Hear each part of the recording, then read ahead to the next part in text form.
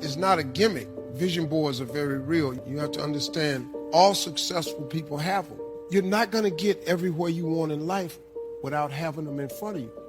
This is not a theory that Oprah Winfrey came up with. God set it in place where you could have the life of your dreams. There is a way that you can have the life of your dreams. Learn the principles of success. Ain't nobody coming up with no new stuff. All of that information is in Proverbs. But since Proverbs is hard to understand, people have self-help books, Power of Positive Thinking, Think and Grow Rich. All this stuff come out the Bible. Write the vision so that he who reads it will run to it. For surely it will come at an appointed time. That's in everybody's Bible. That ain't in the rich people's copy, but it's right there. If you don't do it, it's too hard. It's almost impossible. How many of you ever decided not to do something based upon an assumption? That's why it's important for us to be strategic and being able to tell the story to distract, dispute, and inspire them to say yes to a new opportunity in their lives. I had such a tremendous inferiority complex. There's no enemy within. The enemy outside can do us no harm. And so as you look at your dreams, it's very important to retrain your thinking. I can see your giftings and your talents, and I can see your joy, and I can see how wonderful you are. What I cannot see, I cannot see me. So sometimes you can see what everybody else has got going on, but you can't see you. We search for people who will help us see ourselves. Now quit telling yourself what you can't do. All that's doing is draining your strength. You're going to discover, like I did, you're going to have strength that you didn't know you had. When you need it, God's grace is going to help you do what you didn't think you could do. Now the key is, don't cancel it out with weak thinking. Every morning when you wake up, you need to power up. Get your mind going in the right direction. This is going to be a good day. I can handle anything that comes my way. I am strong. I am confident. I have the favor of God. Angels are watching after me. I'm excited about my future. At the start of the day, you need to set your mind for victory. Don't let just any thoughts play. You have to think thoughts on purpose. If you wake up and just think whatever comes to mind, thoughts will tell you, you have too many problems. You're too tired. You'll never overcome this obstacle. Nothing good is going to happen today. If you don't set the tone for the day, negative thoughts will set them for you. Before you check the phone, before you read your email, before you see what the weather is like, you need to think on purpose, power thought, victory thoughts, abundance thoughts, can-do thoughts. Psalm 125 says, God will be good to those who are in tune with Him. Notice you can be in tune with God or you can be out of tune. The way you get in tune is by thinking victorious, overcoming faith-filled thought. If you go around thinking, I'll never get well, this depression, this anxiety, this addiction is going to hinder me all of my life, unfortunately, you're not in tune with God. You can't find anywhere in the scripture where God says, I'm weak, I'm discouraged, I'm afraid, the enemy's getting the best of me. God says, I am all powerful. I spoke worlds into existence. I flung stars into space. Moses asked God what his name was. God said, my name is I Am. He was saying, I am everything. I am strength. I am healing. I am provision. I am protection. I am abundance. I am favor. When God said, let there be light, it came at 186,000 miles per second. One angel in the Old Testament destroyed 185,000 of the enemies of Israel. If you're going to get in tune with God, you can't think little, weak, defeated, get by, hope this works out thought. You have to think bold thoughts, favor thoughts, abundance thoughts, healing thoughts, victory thoughts. Yes, the opposition may be much bigger, much stronger. Just agree with what God said. Lord, you said, when the enemy comes against me one way, you will defeat them and cause them to flee 7 different ways. When thoughts tell you you'll never get well, get in tune with God. Lord, thank you that you're restoring health back into me. Thank you that the number of my days you will fulfill. The thought comes, this shutdown over the virus has ruined your year financially. Just accept it and wait for next year. Lord, thank you that the economy is not my source, that you are my source. You said you would make rivers in the desert, that you would supply all of my needs according to your riches. You have that thought, you'll never have a baby.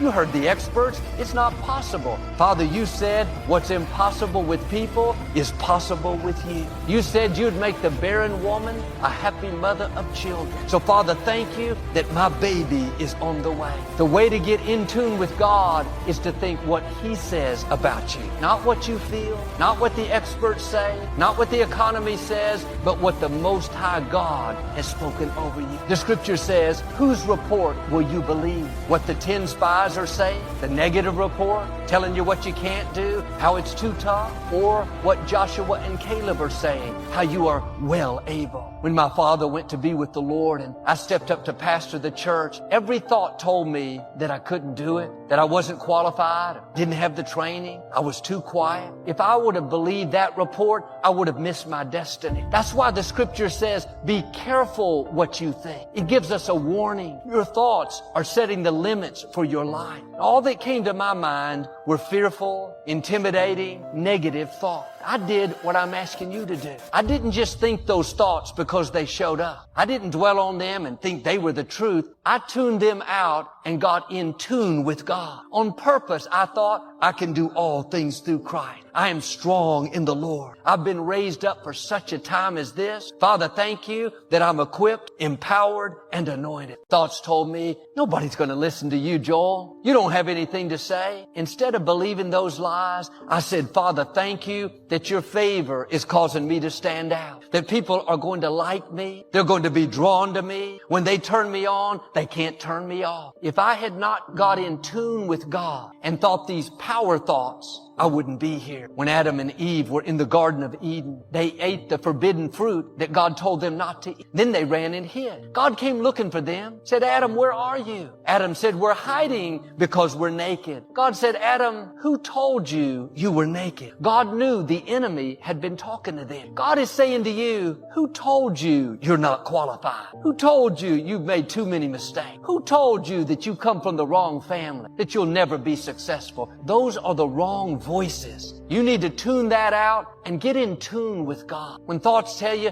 you're just average, there's nothing special about you, get rid of that defeated thought and think power thoughts. I am fearfully and wonderfully made. I am a masterpiece. I have royal blood flowing through my veins. I am crowned with favor. I will leave my mark. If you'll get in tune with God, He'll open doors that no person can shut. He'll take you where you can't go on your own. When thoughts tell you you've been through too much, you lost that loved one, the business didn't make it, that friend walked out on you, nothing good is in your future, don't believe those lies. Father, thank you that you have beauty for these ashes. Thank you that what was meant for my harm, you are turning to my advantage. When you're in tune with God, He'll pay you back for the wrong. Isaiah said, God will give you double for the unfair things that have happened. Instead of thinking you've seen your best days, Lord, thank you that double is coming. Thank you that my latter days will be better than my former day. In the scripture, there was a young man named Mephibosheth. He was the grandson of King Saul and the son of Jonathan, David's best friend. Mephibosheth was born into royalty, destined to one day take the throne. But at 5 years old, his grandfather and father were killed in a battle. When word reached his house, the maid that took care of him picked him up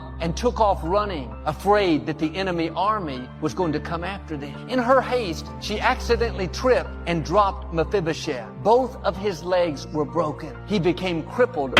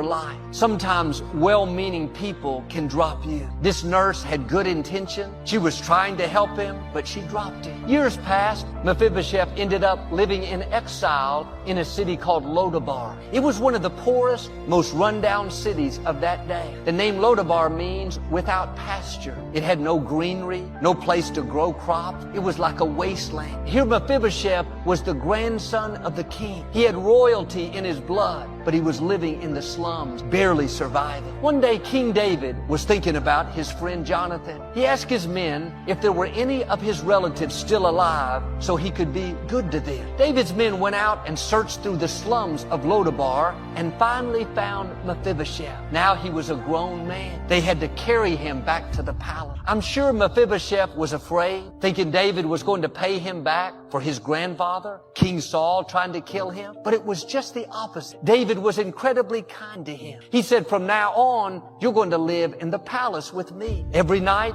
you're going to have dinner at my table. I'm going to give you all the land that belonged to your grandfather, King Saul. Mephibosheth was overwhelmed. He couldn't believe what was happening. But the way he answered shows us why he was living in Lodabar all those years. He said to David, why would you be so kind to a dead dog like me? Notice his thoughts. Weak, defeated. I don't deserve to be blessed. I've had too many bad breaks. People dropped me. I wonder how many of us are doing like Mephibosheth. We are sons and daughters of the Most High God. We have royalty in our blood. We're destined to reign in life. But because somebody dropped us, we went through wrong, disappointments, things that weren't fair, or we made mistakes, we got off course, brought the trouble on ourselves, and now we're living in Lodabar, thinking we don't deserve to be blessed. We just have to sit on the sidelines, accept that our dreams will never come to pass. Can I encourage you? Get rid of that dead dog thinking. Nothing that's happened to you has to keep you from your destiny. No mistake you've made is too much for the mercy of God. You may have had some bad breaks, gone through some failures, but that didn't stop God's plan for your life. Now you have to do your part and quit thinking limited, defeated, unworthy thoughts and start thinking victory thoughts, abundance thoughts, favor thoughts. Put your shoulder.